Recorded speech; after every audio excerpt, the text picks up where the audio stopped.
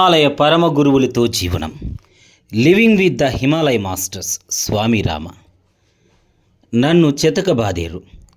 నా అంతర్గత భావాలు, నా ప్రవర్తన ఎలా ఉన్నాయో తెలుసుకోవడానికి ఒకసారి మౌనవ్రతం ఆచరించాను. రామ జన్మభూమి అయిన అయోధ్యకు ఆవలయున్న సరియు నది ఒడ్డున నివసిస్తూ ఉండేవాడిని. అక్కడి ప్రజలకు నేను మౌనవ్రతమును ఆచరిస్తున్నానని తెలుసు. నేను భిక్షకు రాలేనని తెలుసు. కనుక రోజుకు ఓసారి ఆహారం తెచ్చేవారు. అది వేసవి. నాకు ఆశ్రయం లేదు. అకస్మాత్తుగా ఒక సాయం సమయంలో ఆకాశం మేఘాల గర్జనతో నిండి పెద్ద వాన కురియడం మొదలుపెట్టింది. నా దగ్గర కప్పుకోవడానికి ఒక బొంత మాత్రమే ఉండడం చేత వాన నుండి తడవకుండా ఉండడానికి సమీపంలో ఉన్న గుడి దగ్గరికి చేరాను. అప్పటికే చీకటి పడిపోయింది. వెనుక నుండి దేవాలయంలోకి వెళ్ళి తడవకుండా కూర్చున్నాను. ముగ్గురు దేవాలయ పరిరక్షకులు కర్రలతో వచ్చి, ఇక్కడ నువ్వేం చేస్తున్నావని ప్రశ్నించారు. నేనొక దొంగనని వాళ్ళు అనుకున్నారు. మౌనవ్రతంలో ఉండటం చేత నేను సమాధానం చెప్పలేకపోయాను. దానితో వాళ్ళు తమ కర్రలతో నన్ను చితకబాదారు. ఆ దెబ్బలతో నాకు స్పృహ పోయింది. ఈ అగంతకుడు ఎవరని చూడడానికి దేవాలయ పూజారి లాంతరు పట్టుకుని వచ్చాడు. తల నుండి రక్తం కారుతూ ఒళ్ళంతా చెక్కుకుపోయిన పరిస్థితుల్లో నేనున్నాను. నన్ను బాగా తెలిసిన ఆ పూజారి నా పరిస్థితి చూసి చెలించిపోయారు. నాకు తెలివి వచ్చాక ఆయన దేవాలయ సేవకులు తమ తప్పిదాన్ని మన్నించమని కోరారు.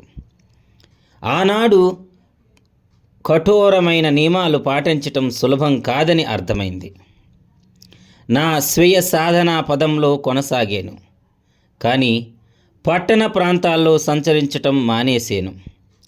అన్ని శిక్షణ, చికిత్సా పద్ధతుల్లో మనస, వాచ, కర్మన జాగృత గల స్వీయ శిక్షణ అత్యుత్తమైనది. నా సంకల్పాన్ని వృద్ధి చేసుకునేవాడిని. ఎప్పుడు నా భావాలు, ఆలోచనల, వాక్కు, కర్మల యొక్క జాడలను పోగొట్టుకోకుండా ఉండేవాడిని. ఆ రోజుల్లో ఎప్పుడైతే ధ్యానంలో జాగరూకమైన మనస్సు నిశ్చల స్థితిలో తీసుకురాగలిగే వాడినో, అప్పుడు నిద్రాణ స్థితిలో మనస్సు నుండి ఆలోచనలు బుడగల అకస్మాత్తుగా పైకి లేస్తూ ఉండేవి కనుక్కున్నాను. మనస్సును, దాని మార్పులను నిగ్రహించుకోవడం నేర్చుకునేటప్పుడే స్వీయ లోకన, విశ్లేషణ మరియు ధ్యాన ప్రక్రియల ద్వారా వెళ్ళటం చాలా ముఖ్యం. మనస్సు నిగ్రహించుకోవడం తెలుసుకొనుటకు జాగరూకతతో నున్న మనస్సును, నిద్రాణమైన మనస్సుల యొక్క అనుబంధం జాగ్రత్తగా అర్థం చేసుకొనుటకు చాలా కాలం పట్టింది. ఇప్పుడు నా మనస్సును జయించేను. నా మనస్సు నా స్వాధీనంలో ఉంది అని నేను చాలాసార్లు అనుకున్నాను. కానీ కొన్ని రోజుల్లో నిద్రాణమైన మనస్సులోని అగాధాల నుండి ఏదో తెలియని బుడగ పైకి లేచి జాగృతమైన నా మనస్సును అదుపులోకి తీసుకునేది. దానితో నా ప్రవర్తన, నడువడలో మార్పులు రావడం జరిగేవి. ఒక్కొక్కసారి నాకు ఆశాభంగం కలగడం, నిరుత్సాహపడడం జరిగేవి. కానీ ఎల్లప్పుడూ అటువంటి సమయాల్లో సహాయం చేసి దారి చూపే వ్యక్తులను కలియగలిగేవాడిని. ప్రారంభంలో ఎక్కువగా ఆశించకుండా ఆశించే అభ్యర్థిగా జాగృతతో ఉండటం, ధ్యానం చేయటంలో చలించకుండా ఉండటం ఎల్లప్పుడూ తెలివైన పని. ధ్యాన నిమగ్నతకు వెనువెంటనే దొరికే సాధనం ఏమీ లేదని నాకు చెప్పబడింది.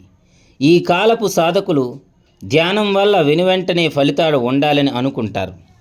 ఈ ఊహలు వారికి ఆశ, సౌధాలు నిర్మించటం, భవనాలు రావటం, ఎన్నో భ్రాంతులు కలగటం జరుగుతాయి. ఇవన్నీ వారు ఆధ్యాత్మిక అనుభవాలని అనుకుంటారు. కానీ అవన్నీ వారి నిద్రాణమైన మనస్సు కలిగించేవే. దాని పర్యవసానంగా కలిగిన నిరుత్సాహం వారిలో భంగపాటు కలిగిస్తుంది. వారు ధ్యాన ప్రక్రియను మానివేయవచ్చు, లేక వారి పురోగతికి ప్రమాదకరాలైన వింత పద్ధతులు అవలంబించటం మొదలుపెట్టవచ్చు.